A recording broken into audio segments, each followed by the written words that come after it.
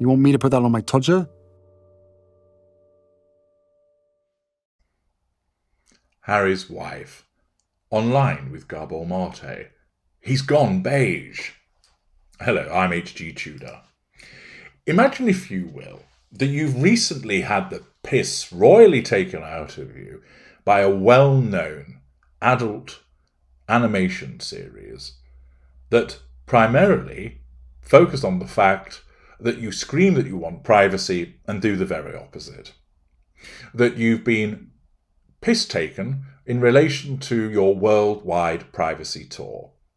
That South Park homed in on the fact that you bleat about wanting your privacy, but then ensure that you do so many things that counter the very notion of privacy. You know about this. It's been plastered all over every single publication that exists for a number of days. It's all over YouTube and Facebook and Twitter. And people have been laughing at you. Absolutely laughing. Pointing a finger and going, ha ha ha, you grade A pair of wazzocks. So what's your response to that?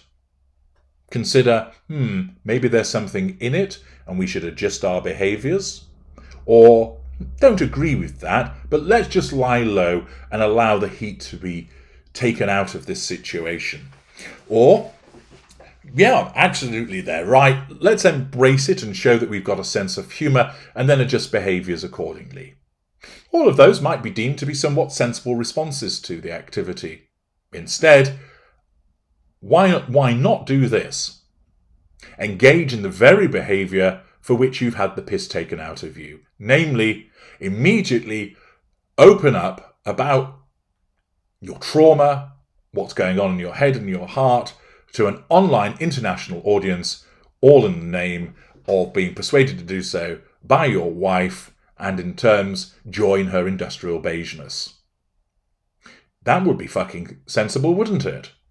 Yes, everybody's just been laughing at you because you won't absolutely shut up and you won't go away. And then even when you're told this is how the world sees you, and most of the world resonates with that program, you still continue to engage in the very behaviour for which they have taken the piss out of you. Of course, we know why this is. With Harry's wife, it's a threat to control, and she continues to do what she wants to do because her narcissism dictates that's the case. And it's not sophisticated enough to take into account what the appropriate way forward would be. Harry, of course, just does what his wife tells him. And he has been so subsumed within the folie à that his wife has created for them that now he's turning beige.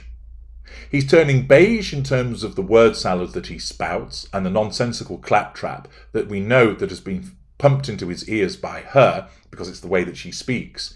But he's also turning beige in terms of what he's wearing. All you need do is look at the pictures to see that there he sat with Dr Gabor Mate in his beigeness. Beige jacket.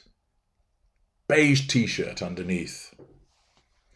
It also demonstrates, of course, how Harry and Harry's wife just keep on going.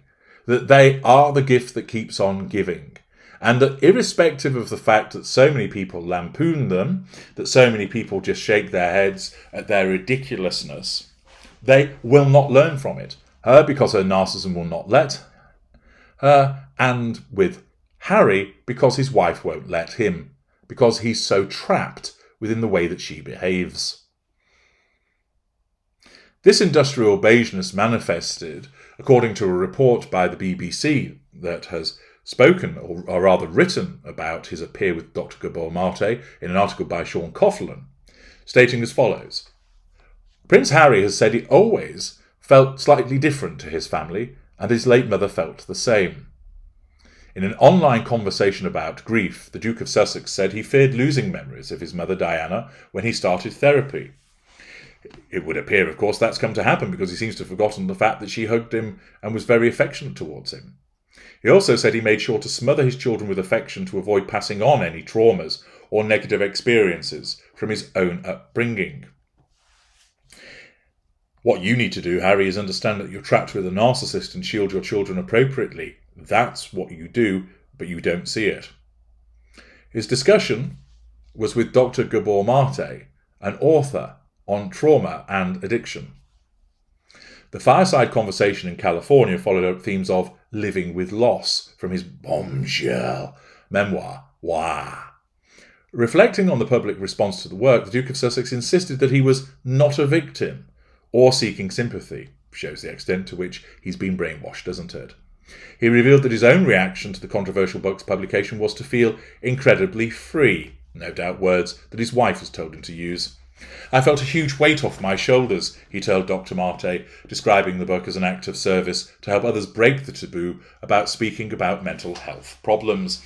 Again, the kind of facade management that his wife engages in, that he parrots out. So you feel a huge weight off your shoulders, do you?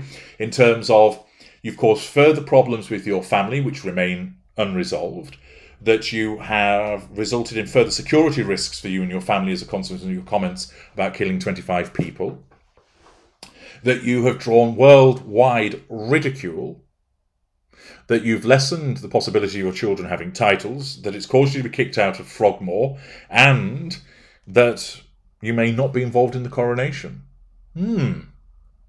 I would suggest that it's added more weight to your shoulders, but of course you will only trot out, Harry, what your wife says. The article continues. Saturday's discussion focused on the Prince's emotions, therapy and thoughts on mental health. But it did not go into recent royal revelations, such as the request for Harry and Harry's wife, to vacate Frogmore Cottage, or whether or not he would attend his father's coronation. There were also no mentions of how the royal family, including his brother, had felt about his tell-all memoir. Prince Harry described growing up feeling slightly different to the rest of my family, and had a sense of living in a disconnected bubble, which therapy had helped him burst.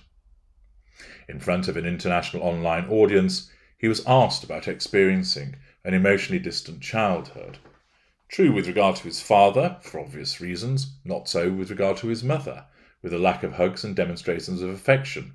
They came by the ton from Diana, Princess of Wales, something, of course, he seems to have forgotten about. He said that with his own children he was making sure that I smother them with love and affection.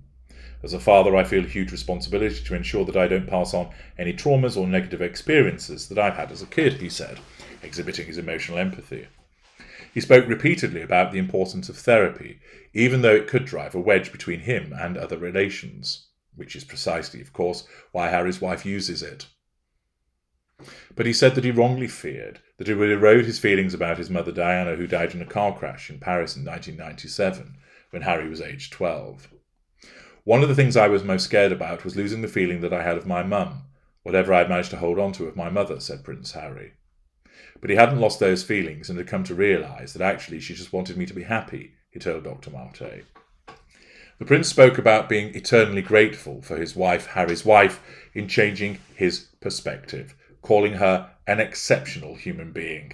This shows again the level of delusion that has been caused by the fact that he has been manipulated by her and his own emotional thinking.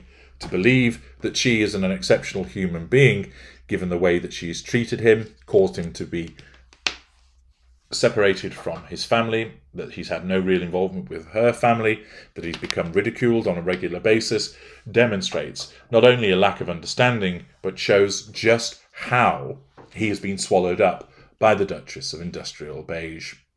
The article continues that he said meeting Harry's wife had given him a crash course in the experience of racism, which he described as pretty shocking. Prince Harry also defended the use of psychedelic medicine, saying it had helped him deal with the traumas and pains of the past, and was like cleaning of the windscreen. He said taking cocaine didn't do anything for me, but that marijuana is different. That actually really did help me. Again, banging on about his drug use. And he spoke about Afghanistan, where he served for 2 tours of duty, saying not all British soldiers agreed with the war. One of the reasons why so many people in the United Kingdom were not supportive of our troops was because they assumed that everybody who was serving was for the war. But no, once you sign up, you do what you're told to do. So there was a lot of us who didn't necessarily agree or disagree, but you were doing what you were trained to. You were doing what you were sent to do. I'd be interested to know if there's any actual evidence that supports what he says in that regard, or whether, once again, he's trotting out an anti-war rhetoric, because this is what his wife would encourage him to do. He's dressed in beige. The comments that he comes out with are the more beigeness of the way that his wife speaks, and it demonstrates just how much he's been subsumed into his wife and how his path to freedom looks further than ever from being near to him. I'm HG Tudor. Thank you for listening.